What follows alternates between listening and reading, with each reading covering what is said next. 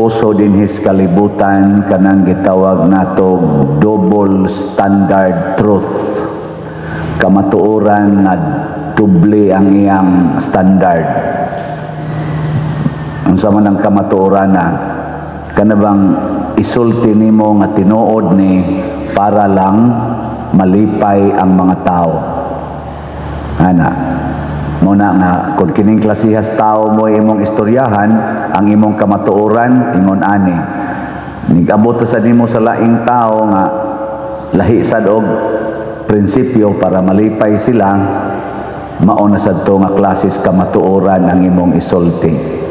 Ana, nanay daghan sa ato mga politicians, daghan kay na diha. Linya imong tupad ing na double standard ka. Kana bang mag-atubang mo sa pare, sigihan nimo daig ang pare. Pero kadto na mo sa inyong organisasyon, punayan na niyo saway ang pare. Mo na double standard ka.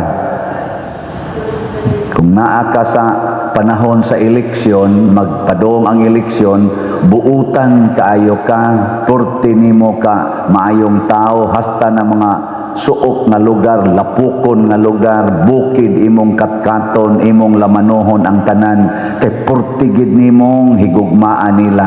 Pero ini kadaog na nimo animal na kay kastanan, kawatan pa nimo ng mga taong perting pobriha, double standard personality ka. Ana, mao na ang mga Hudiyo magkalisod na gani, Ginoo tabangi mi, Ginoo nagpabor gani, hala mo reklamo.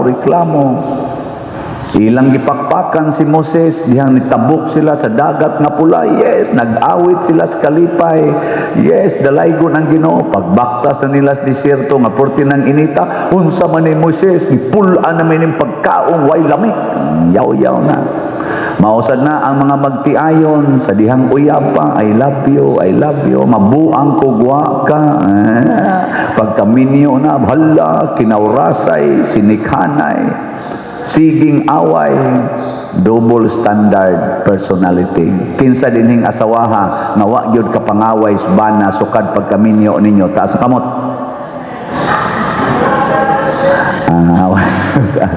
Sige, ato na lang ning usbon pagpangutana, kinsa dinhing asawaha nga kay daghan-daghan yung asawa ron na nambong, kinsa dinhing asawaha nga gikan karon din agid mo mangaway sa inyong bana taas sa kamot. Arang-arang kay daghan-daghan ang ni isa nagiuban mga gahi gyud kahi.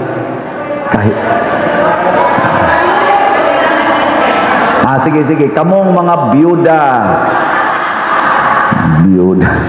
Sige na lang, kamo na lang mga ginikanan, kinsa ninyo sugod karon din agyud mga saba sa inyong mga anak kay pinangga guna ninyo inyo gunang gipatiman, kinsa di na gyud mga saba ta sa kamot. Arang-arang niabot og katunga, basag ka mo mga bakakon. Kinsa ninyo ang musaad nga gikan karon hantod Easter Sunday, hutdo ninyo palit ang slat taas ang kamot. Ato na ba ning ilisan inig Easter Sunday, wa gyud mo isa. Kana bang ihurot kinyo palit ang inyong kwarta ba og slat? Oy, wa moy ayo. Ya, tulogon ni kaslat 300 ra gina. Kinsa ninyo ang musaad nga gikan karon hangtod Easter Sunday, makapalit gyud mo og labing minus 300 ang slat taas ang kamot. Hala, kabuutan, hurot man lagi mo. Na mahurot ning atong slat ani kalakiha. May unta sa gangatong online parishioner moingon sad ako pader kutob Easter Sunday kay imo naman kanang hunongon ang slat mo palit jud kog 300. No? Hurot siguro niya. Jutay naman lang ni nahibilin dire.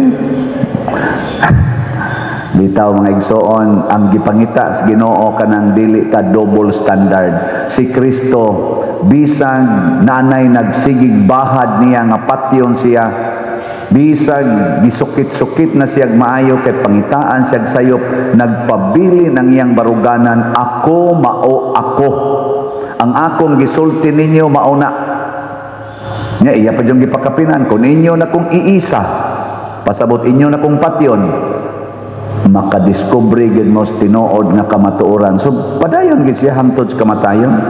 Sa ato ro mga politicians, kinsa man ka nila ang double standard kana mag-usab-usab ang desisyon. Marcos Group, Duterte's Group, Pinklawans Group. Secret. Ang depensa sa impeachment process karon diha sa Congress, ang tubag sa kanini ang defense lawyers ni BP Sara sa mga questions dito sa Committee on Justice, usas ilang mga tubag, ilang giingon ang Committee on Justice double standard ang ilang justice nga gi-apply between sa impeachment sa presidente ug ang impeachment sa vice presidente. Kaya ang impeachment sa presidente naghisgot man sa tog betrayal of public trust, nganong ilang mangingong why substance nga naa may gi-accuse didto kadtong iyang pagpadala ngadto sa atong former president ngadto sa ICC, nga nag-ingon man siyang di siya mo cooperate nya napadala man. So betrayal of public trust, kay imo nagutong gipasalig nga wa gyud tay cooperation, wa tay communication sa ICC. Murag mao man tingali na ang gibasihan usa sa ingon nga betrayal of public trust ba to. Unya nganong gipadala, unsay ilang tubag nganong wa kunoy sufficient substance, kay naa pa kuno ang petition sa maong kana ganing accusation, naa pa kuno sa Korte Suprema, wala pa na desisyoning. So naay pending nga kuan pa petition sa Korte Suprema. Mao na nga dili nimo maingon nga betrayal of public trust kuno to, kay wa pa man kuno desisyon ang Korte Suprema. Pero ang sakang BP Sara nga kadtong iyang betrayal of public trust, kadtong iyang paggamit sa confidential fund, naa pa man say pending nga petition adto sa Korte Suprema matingay o sa kuwa ba, wala pa man na madesisyon ni na guilty siya ana.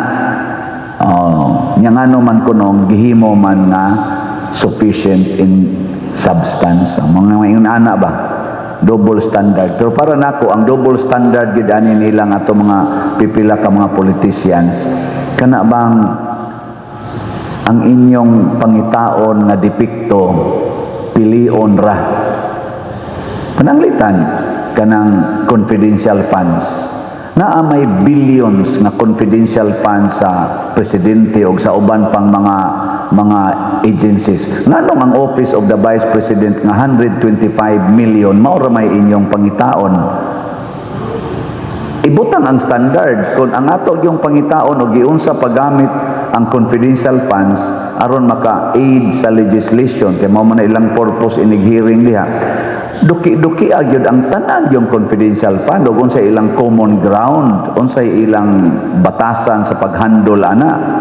Mao to'y i-address, kay basig po pariharan na sila kana mga alias-alias, kay confidential guna na ginang alias-alias, mga piatos, mga unsa pa diha, chicheria, ikasin, na chicharon, mga inana ba kanang alias-alias, confidential fund ko na. Natanawa ko no ang sa Office of the President, billions man na, di man na millions, billions, na pagyoy Office of kani mga sa military, sa army, sa DILG, naama sa sila confidential fund. Tanawa ko no giunsa nila sa paghimo ang ilang confidential fund. Nabay alias-alias o gisuwat gid nila ang complete name, address, and middle name sa nidawat. Double standard nganong di ara man gyud sige sila balik-balik sa Office of the Vice President. Kana bang dili nimo i-apply ang tanan ba ngadto sa tanan? Matod pa sa usa ka philosophical teaching, if you want to test your claim as true, apply it to all. Nya og nindot ganig resulta, it is true. Og bati gan o it is right. ug bati gani, it is wrong. Mananglitan, palit og slot. Unsa man na, right or wrong? So ay kunog apply, kitang tanan mamalit kitag slot, unsay resulta, maayo o bati? Maayo, o di palit og slot. Kanang pagtigom og kwarta, kanang tigumon yung kwarta, unsa man na, right or wrong? Ha? Nata na, galibog na mo. Sige, ibutang yung kunusunahon na kitang tanang tigom kitag kwarta, unsay mahitabo? Mag-away ta, maggubat ta, kay mag-ilog na tagkinsag yung makatigom, niya magkinawatay na, kay na imong gitigom, daghan kaayo, wala na hinungkoy ako. Ana, muna ingos Kristo, sell everything you have and give it to the poor. Unsa man na, right or wrong?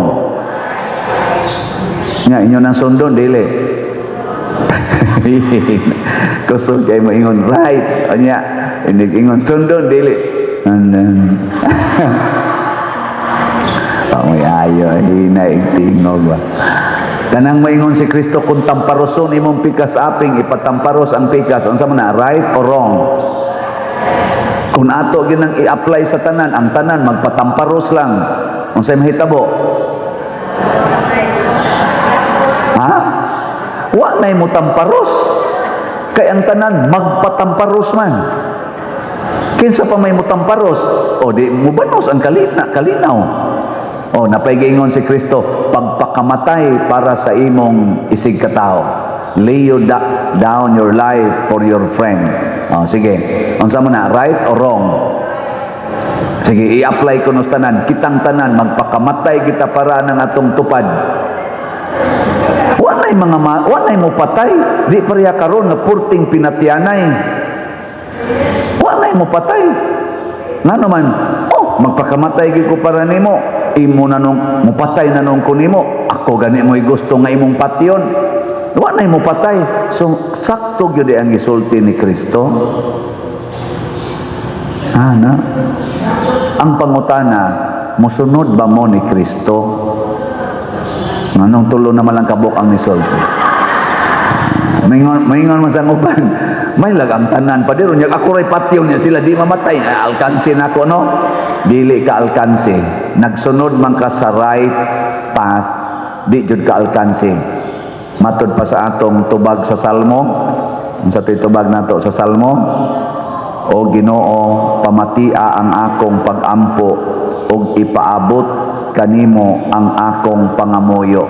Ang atong gibuhat moabot na ngadto sa Ginoo og ang final grace and reward to agios Ginoo. Mao na sila Pedro Calungsod, Santiago Apostol, Lorenzo Ruiz ug ang ubang mga santos, gisunod nila ang tanang pulong sa Ginoo ug nangamatay sila sa bati nga kamatayon dinis kalibutan, apan ang ilang reward kinabuhing way katapusan. Nilas na lang lingi sa imong tupad, na magpakamatay ko para nimo. Ingna ba? Kanang imong tupad ba? Ana ha? Kanindot unta maato ning masulti. Di ko moingon nga inline ani ang gisulti ni President Duterte nga napriso ron sa dahig. Niingon siya, andam kong magpakamatay. Yun sa tinyang pag-in-English sa una, I'm willing to rot in prison para ninyo. Gusto ko okay ra kog malata sa prisuhan para ninyong tanan na Pilipinos. Karon iya sa nang gisulti dito, my heart, my soul belongs to the Philippines. Tuwa siya dito ros prisuhan. Unsa man, iyang gipamatud-an nga tinuod tong iyang gisulti, dili siya double standard o double standard siya. Secret, ayaw na lamog tubag diha. Kamo na lang ana mao ikuan. Kamo na lay analyze, manindog ta.